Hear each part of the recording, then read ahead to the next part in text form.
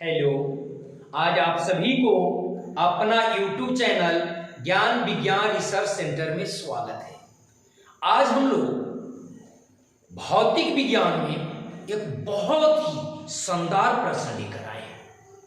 यह है कि गतिज ऊर्जा किसे कहते हैं और इसका व्यंजक क्या होता है। तो आइए यही सवाल को हम बिल्कुल आसानी से समझेंगे, बिल्कुल सरलता पूर्वक हम इसका व्यंजक प्राप्त करेंगे। गतिज ऊर्जा किसे कहते हैं, आइए पहले इसे हम समझते हैं। किसी वस्तु में गति के कारण, अगर कोई वस्तु है उसमें गति के कारण कार्य करने की जो उसमें क्षमता होती है तो हम उसे गतिज ऊर्जा कहेंगे। किसी वस्तु में गति के कारण उसमें कार्य करने की जो क्षमता है वो गतिज ऊर्जा है। गतिज ऊर्जा को हम लोग अंग्रेजी में काइनेटिक एनर्जी कहते हैं, इसलिए इसे के से सूचित करते हैं।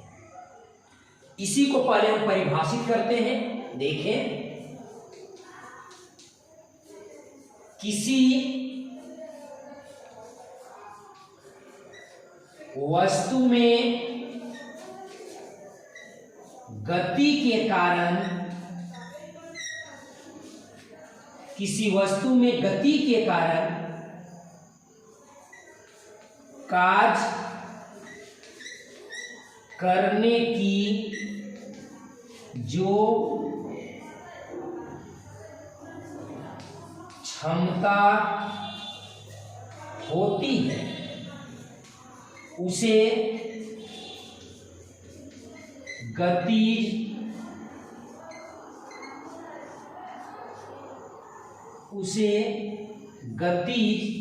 ऊर्जा कहते हैं।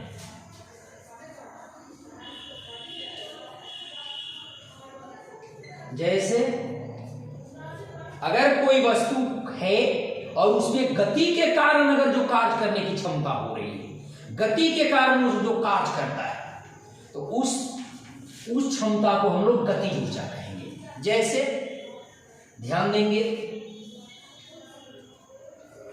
झरने से गिरता हुआ पानी, अगर झरने से पानी गिर रहा है तो उसमें कार्य करने की क्षमता है, और वो जो कार्य करने की क्षमता है वो गतिज ऊर्जा है। अब ये बात आती है, यदि हमने धनुष से बाण को छोड़ा तो उसमें जो ऊर्जा होगी वो गति के कारण हो रही है, इसलिए गतिज ऊर्जा होगा। तो लिखेंगे, धनुष से निकला हुआ बाण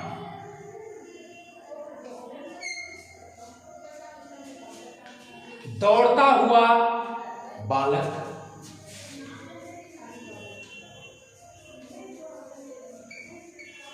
हुआ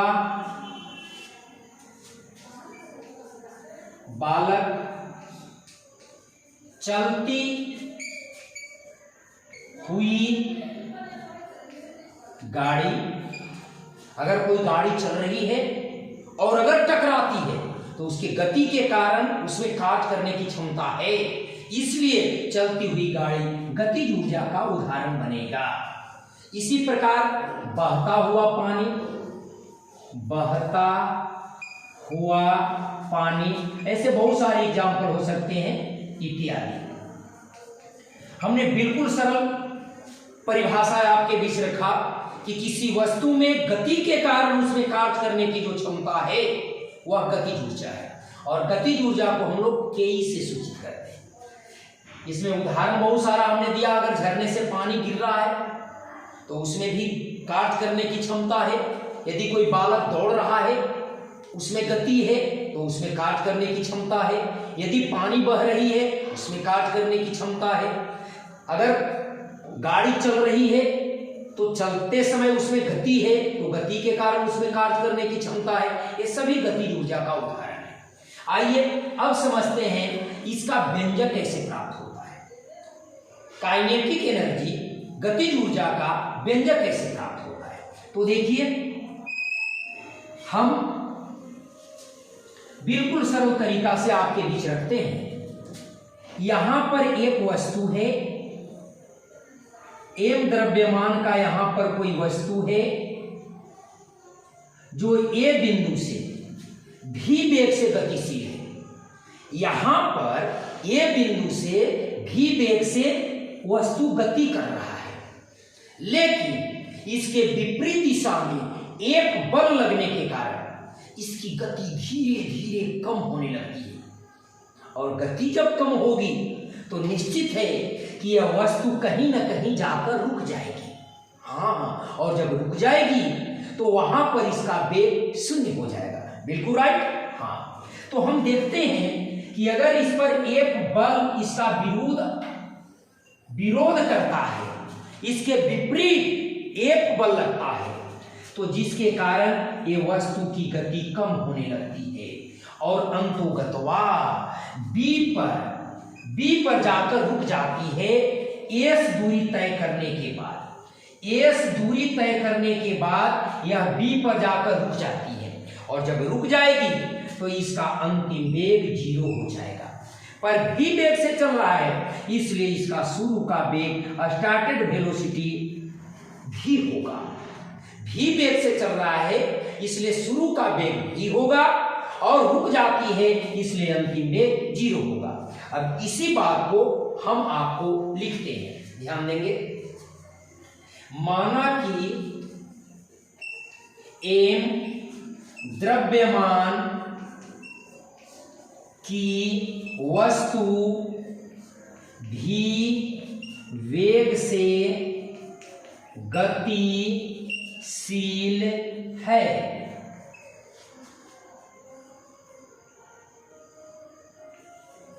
जिस पर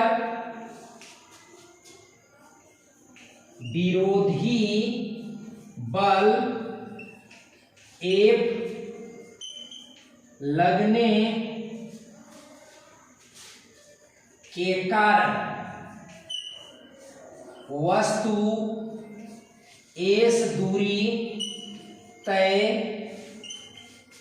करने के बाद B पर रुक जाती है।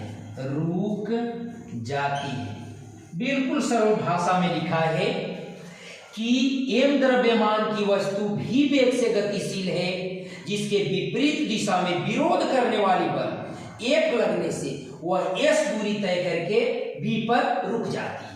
इसलिए शुरू का वेग u बराबर v होगा और अंतिम वेग v बराबर 0 होगा।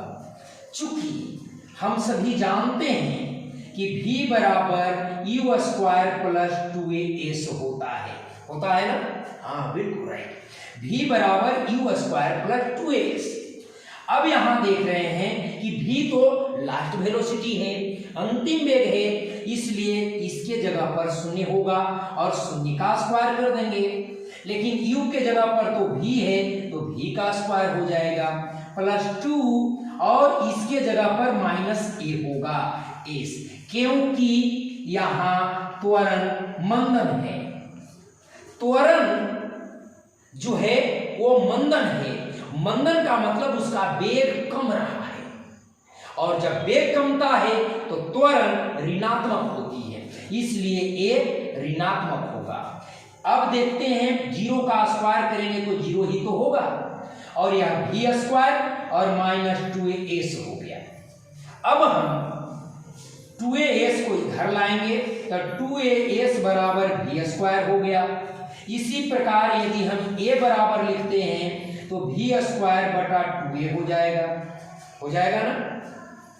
a बराबर v स्क्वायर बटा 2s हो जाएगा, 2s, क्योंकि हमने a को रखा और 2s को उधर ले गया, इधर गुना में है उधर भाग में होगा। ठीक है। अब हम लोग देखते हैं कि इस पर बल जो इसका विरोधी बल जो लग रहा है वह F है, और F बल लगने पर भी S दूरी तय करके S विस्थापन के बाद वह रुकती है। इसका मतलब कि बल F लग रहा है और विस्थापन S हो रहा है, इसलिए किया गया कार्य Fs होगा। अब लिखेंगे F बल के v एस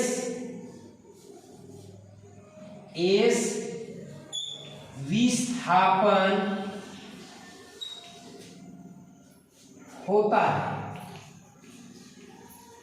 F बल के विरुद्ध एस विस्थापन होता है, इसलिए वस्तु द्वारा किया गया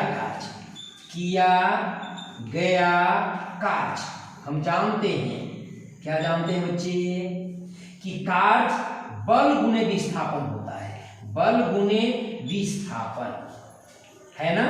हाँ, तो अब देखिए कार्य को हम तो W लिखेंगे, बल को F लिख देते हैं और विस्थापन को S लिख देते हैं ना। अब देखिए ये W बराबर जो F है, बल का सूत्र हम लोग जानते हैं ma, द्रव्यमान गुने त्वरण, और यहां पर है S। अब हम लोग W बराबर लिखेंगे, m तो m है और a के जगह पर देखिए क्या है, यहां है v² बटा 2s और यहां है s। अब ये s कट जाएगा तो क्या बचा, W बराबर 1/2m v²। और ये जो कार्य हो रहा है ये गति के कारण हो रहा है, अतः ये कार्य गतिज ऊर्जा के रूप में है। यहां पर लिखेंगे यह कार्य गतिज ऊर्जा के रूप में है, इसलिए यहां Ke बराबर हो जाएगा 1/2m v²। यही आपका सूत्र बना। गतिज ऊर्जा का सूत्र क्या हो गया, 1/2m v²। इस तरह से हमने बिल्कुल सरल तरीका से गतिज ऊर्जा का व्यंजक प्राप्त किया, गतिज ऊर्जा को परिभाषित किया, उदाहरण के द्वारा समझाया। यदि आपको ये गतिज ऊर्जा के संबंध में बिल्कुल समझ में आया है तो आप इस चैनल को लाइक, सब्सक्राइब, शेयर जरूर करें। धन्यवाद।